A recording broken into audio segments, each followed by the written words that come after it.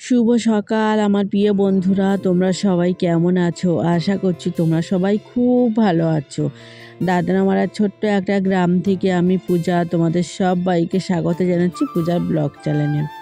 তো সকালবেলা কাজকর্ম সেরে টিফিন খাওয়ার জন্য ভাবছি কি বানাবো। তো ভাবলাম আজকে যেহেতু বরমশাই ফুচকা আটা মাখিনি, তো তাহলে সকালবেলা জলখাবারে রুটি আর তরকারি বানাই।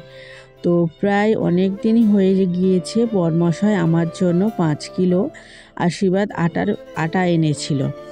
তো সেই শীতের সময়, শীত কবে চলে গিয়েছে, তো আর রুটি আর করাও হয় না, খাওয়া হয় না। আগে না হলে সন্ধ্যার সময় মানে রাতের দিকে রুটি বানাতাম আর দুজন মিলে কিন্তু খেতাম।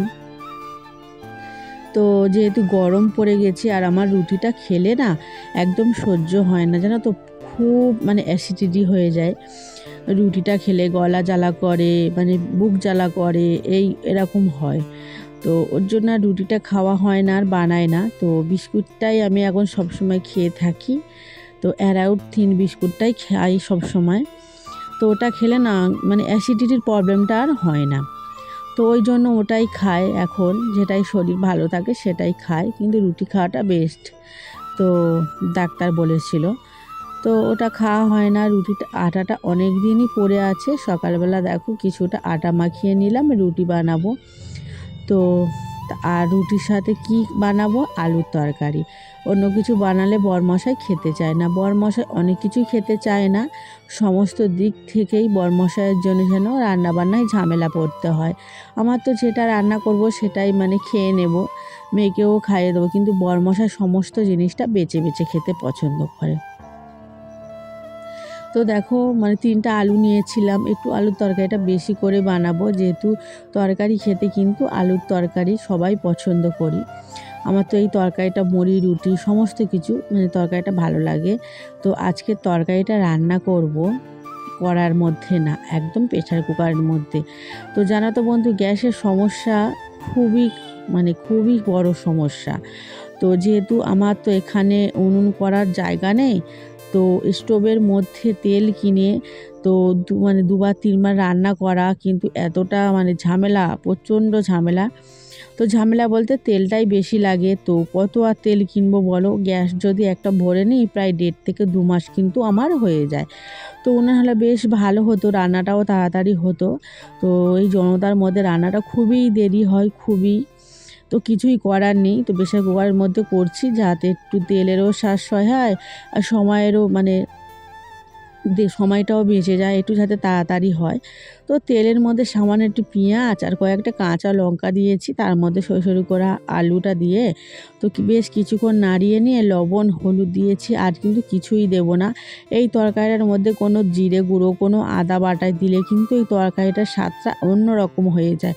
তো আমার তো এইভাবে শুধু পেঁয়াজ দিয়ে আর আলুটা এভাবে ভাজা ভাজা করে মশলা দিয়েই এমনি ঝোল ঝোল মতো করলেই বেশ ভালো লাগে খেতে। টমেটোটা দিইনি, কারণ টমেটোটা বাড়ান্ত, তো টমেটোর দাম প্রচুর বেড়ে গিয়েছে আর টমেটোটা বাড়িতে আনাই আর হয় না।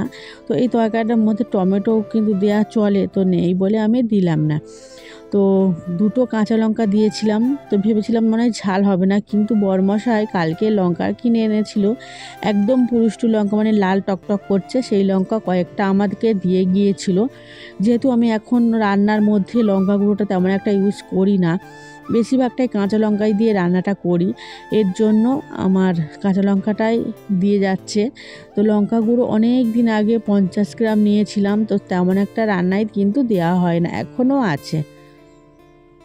এখানে দেখো তরকারিটা বসিয়ে দিয়ে প্রেসার কুকারের মধ্যে একটা কি 2টো সিটি দিলে একদম তরকারিটা মাখো মাখো হয়ে যাবে।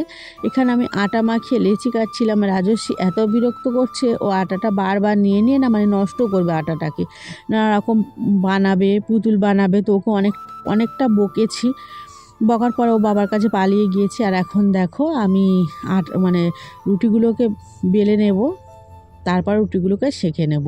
তো জানো তো বন্ধুরা, আমার রুটি করার চাটুটা ছিল, ওটা আমার চাটু না, শাশুড়িমার চাটু। তো শাশুড়িমার চাইছিল, ওনাকে দিয়ে দিয়েছি। তো আমার রুটি করতে প্রচণ্ড সমস্যা হচ্ছে, তো ভাবছি একটা চাটু কিন্তু কিনতেই হবে। তো এখানে পাড়ার মধ্যে মানে কোনো মানে এই বাসন যারা বিক্রি করে তারা কিন্তু আসছে না, তো নিতেই হবে, না হলে আমার রুটি করার প্রচণ্ড সমস্যা হয়ে যাচ্ছে। আর রুটিটা করছি জানো তো, আমাদের যে ফুচকা আগে ভাজতাম সেই কড়াটা মেজে মেজে কিন্তু পরিষ্কার করেছি, তাও কালো ভাবটা যায়নি। তো ভাবলাম ওই কড়াটার মধ্যে রুটি করি। তো রুটি করবো, কড়াটা এতটাই মানে মোটা, আর এই জনতার মধ্যে গরম হতে হতে অনেকটা সময় লেগে গিয়েছিল। তো তরকারিটা কখন হয়ে গিয়েছিল, নামিয়ে রেখে দিয়েছিলাম, আর কড়াটা প্রায় আধ ঘন্টা ধরে গরম করেছি।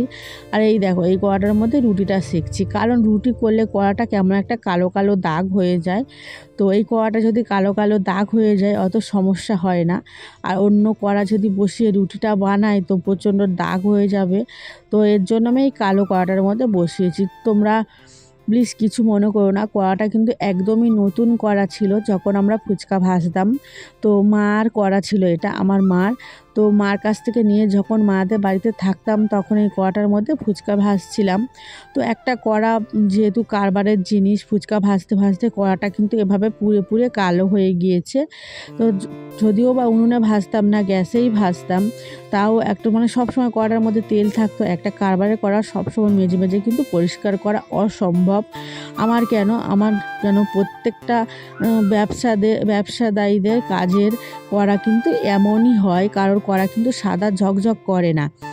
তো সেই কড়াটা মানে ছোট মতো, বড়মশাই যেহেতু এখন অনেকটাই ফুচকা ভাজে, তো এর থেকে একটু বড় সাইজের কড়া এখন ব্যবহার করছে, কড়াটা আর নেয়নি। তো এর জন্য আমি কড়াটাকে ভালো করে মেজে ঘষে পরিষ্কার করে নিয়েছি, কিন্তু এই পোড়া দাগটা আর কোনো দিনই উঠবে না। অনেক পরিষ্কার করেছি গরম করে করে, মানে একদিন তো আমি 2 ঘন্টা কড়াটা মেজেছি, তারপরে মেজেছি, কিন্তু কিছুতেই পরিষ্কার কিন্তু করা যায়নি। তো কড়াটা পরিষ্কার করে মেজে নিয়েছি। তাও আগে কিন্তু আরও কী বলতো, ফুচকার সে পোড়া পোড়া মানে কেমন একটা আরও বিচ্ছিরি অবস্থা ছিল কড়াটা। তো কড়াটা এখন মেজে মেজে তবু কালো ভাবটা আছে, কিন্তু সেই যে মোড়া মোড়া কেমন একটা ছিল সেগুলো কিন্তু সব উঠে গিয়েছে। তো এই কড়াই রুটিটা করে নিলাম, বেশ ভালো হলো, কিন্তু অনেকটা দেরি হয়েছে। তো এখন দেখো খাওয়ার পালা।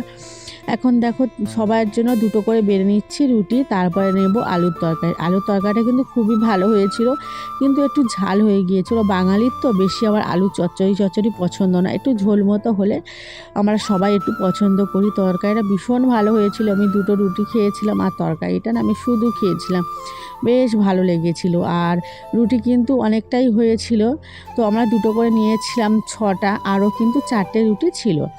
তো এই হচ্ছে আমাদের সকালের জল খাবার। তো তারপরে খাওয়া দাওয়ার পরে চিন্তা হবে কি রান্না করব আজকে। তো চলো এখন আমরা খাওয়া দাওয়া করে নিই।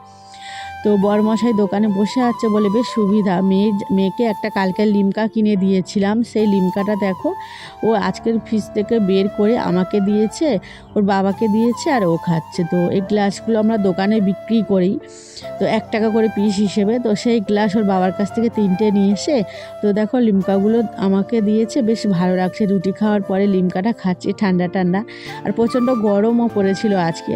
তো খাওয়া দাওয়ার পরে দেখো আমি লিমকাটা খেয়ে নিয়ে দেখো কিছুটা বাসন পড়েছিল, সেগুলো কলতলায় চলে এসেছি মাজার জন্য। তো বাসনগুলো মেজে নিচ্ছি। আজকে যেহেতু বাড়িতে মাছ নেই, একদম হয়তো নিরামিষে রান্না হবে। তো মেয়ের কয়েকটা দিন স্কুল ছুটি চলছে, তো এর জন্য তো 2 দিন স্কুলে গিয়েছিল মাঝে, তারপর আবারও ছুটি পড়ে গিয়েছে। তো ভাবছি কয়েকটা দিন কোথাও থেকে কিন্তু ঘুরে আসবো। তো কোথাও থেকে ঘুরতে বলতে, আমার যেহেতু বাপের বাড়ি আমাদের পাড়ার মধ্যে আছে, মেয়েদের তো ইচ্ছা করে তো স্বামীর সংসার ছেড়ে 2-1 দিনের জন্য কোথাও যেতে। তো আমার তো কোথাও যাওয়া হয় না, মাঝে মাঝে শুধু মামার বাড়িটাই যায়। তো যাওয়ার ইচ্ছা আছে, দেখা যাক। তো বাসন মাজার পরে দেখো একটু ভীষণ গরম লাগছিল, কিছুক্ষণ পাখার হাওয়ায় বসেছিলাম। বরমশাই গিয়েছিল বাজারে দোকানে কিছু মাল কিনতে, প্রত্যেক দিন যেতে হয় মাল কিনতে, তাও আবার 2বার করে। তো এখানে দেখো মা কয়েকটা জামরুল দিয়েছিল, সেই জামরুলগুলো দেখো ধুয়ে নিয়েছি। আজকে রান্না হয়েছে ডাল, তো ডিম সিদ্ধ। আজকের ভিডিওটা এখানে শেষ করছি, টাটা।